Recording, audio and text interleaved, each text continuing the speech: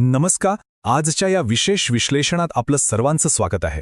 आज आपण अशा एका महत्त्वाच्या विषयावर चर्चा करणार आहोत जो आपल्या शेतातील अहोरात्र कष्ट आणि हातात येणारा नफा याच्याशी थेट जोडलेला आहे. बघा, शेतात आपण खूप मेहनत घेतो, पण तरीही बऱ्याचदा केवळ काही लपलेल्या आणि सहज टाळता येणाऱ्या चुकांमुळे पिकांचं प्रचंड नुकसान होतं. असं का होतं? तर फायदेशीर शेतीचे नेमके ते 5 मुख्य आधारस्तंभ कोणते आहेत ज्यांवर लक्ष केंद्रित करणं अत्यंत गरजेचं आहे, तेच आज आपण सविस्तर समजून घेणार आहोत. आता साहजिकच एक प्रश्न पडतो. शेतीमध्ये एवढं मोठं नुकसान नेमकं का होतं? संपूर्ण हंगामभर घाम गाढूनही शेवटी अपेक्षित नफा का मिळत नाही? याचं उत्तर एखाद्या रहस्यासारखं वाटत असलं तरी ते अगदी स्पष्ट आहे. सर्वाधिक उत्पादन आणि जास्तीत जास्त नफा मिळवणं हे पूर्णपणे 5 मोठ्या आणि आपल्याकडून नकळत घडणाऱ्या चुका टाळण्यावर अवलंबून असतं. ह्या चुका ऐकायला अगदी साध्या वाटतात, पण त्यांचे परिणाम खूप गंभीर असतात. जर ह्या 5 चुकांवर आपण वेळीच मात केली तर आपल्या शेतीचं चित्र पूर्णपणे बदलू शकतं. तर हे 5 महत्त्वाचे मुद्दे कोणते आहेत? आज आपण या 5 टप्प्यांतून जाणार आहोत.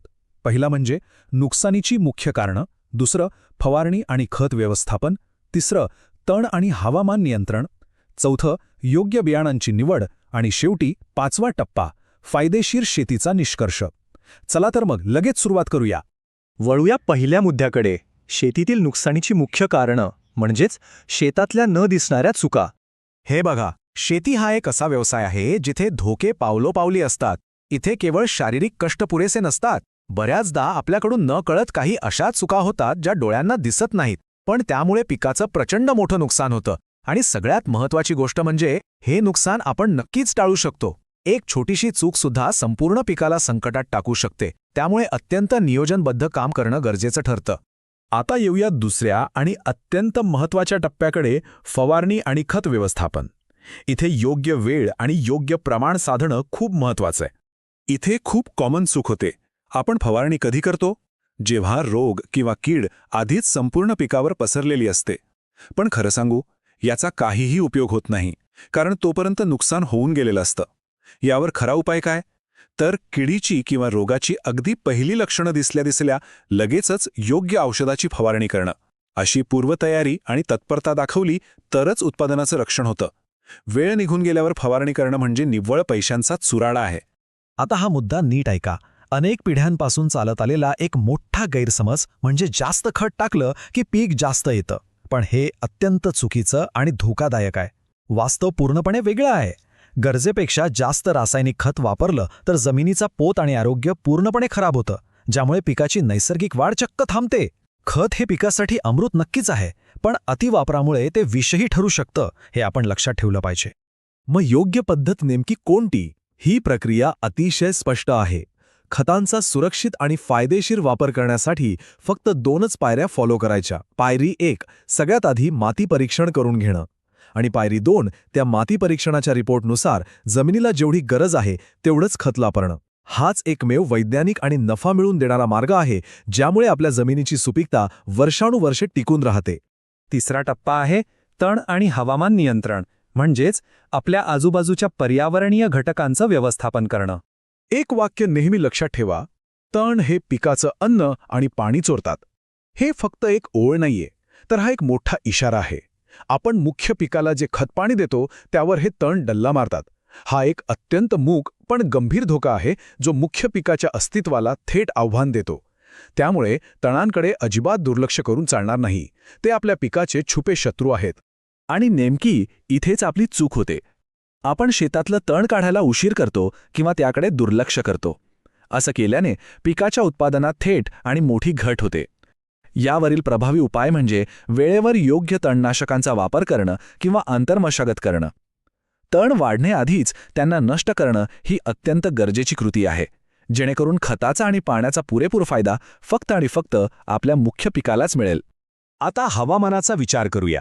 बऱ्याचदा आपण हवामानाचा अंदाज न बघताच अचानक फवारणी सुरू करतो आणि हे प्रचंड महागात पडू शकतं. विचार करा, जर फवारणीनंतर लगेचच अचानक पाऊस आला किंवा तापमान बदललं तर हजारो रुपयांचं औषध आणि आपले कष्ट पूर्णपणे वाया जातात. यावरील एकमेव उपाय म्हणजे दररोज हवामानाचा अचूक अंदाज बघणं आणि त्यानुसारच शेतीची पुढची कामं ठरवणं. निसर्गाशी जुळून घेणं हेच नेहमी शहाणपणाचं असतं. आता येऊया चौथ्या टप्प्याकडे, योग्य बियाणांची निवड.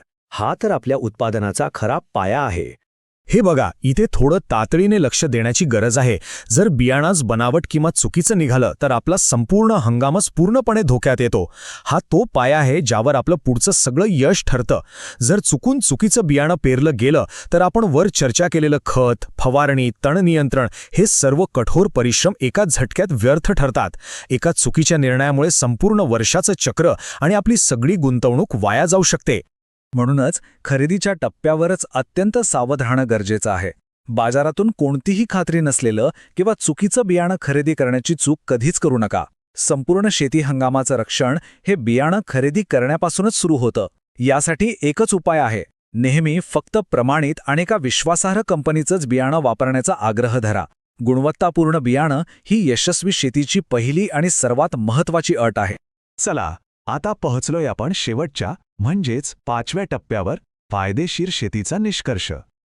इथे आपली सतर्कता आणि धोरण पणाला लागतं. मगासपासून आपण जे पाहिलं त्याची ही एक छोटीशी चेकलिस्टच आहे असं समजा. हा तो सुवर्ण नियम आहे जो शेतातलं नुकसान मोठ्या प्रमाणावर कमी करतो. रोग आणि किडींवर अगदी सुरुवातीलाच फवारणी, योग्य खतांसाठी माती परीक्षण, वेळेवर तण नियंत्रण, दररोज हवामानाचा अंदाज बघणं आणि सगळ्यात महत्त्वाचं म्हणजे प्रमाणित बियाणांचा वापर. जर आपण या गोष्टींचं काटेकोरपणे पालन केलं तर शेतातलं नुकसान टळेल आणि उत्पादनात निश्चित वाढ होईल. आणि जाता जाता एक अत्यंत महत्त्वाचा प्रश्न जो आपण सर्वांनी शेतीच्या बाबतीत स्वतःला विचारला पाहिजे. या 5 स्तंभांवर आपण खरंच रोज बारकाईने लक्ष देतोय की आपली सगळी मेहनत आणि पीक आपण फक्त नशिबावर सोडून देतोय? सतत सतर्क राहणं आणि या शिस्तबद्ध धोरणांचा आपल्या दररोजच्या शेतीत अवलंब करणं हाच खऱ्या प्रगतीचा मार्ग आहे. आजचं हे विश्लेषण तुम्हाला शेतीच्या कामांमध्ये अधिक स्पष्टता देईल अशी आशा आहे. ही माहिती नेहमी लक्षात ठेवा आणि नियोजनबद्ध काम करा.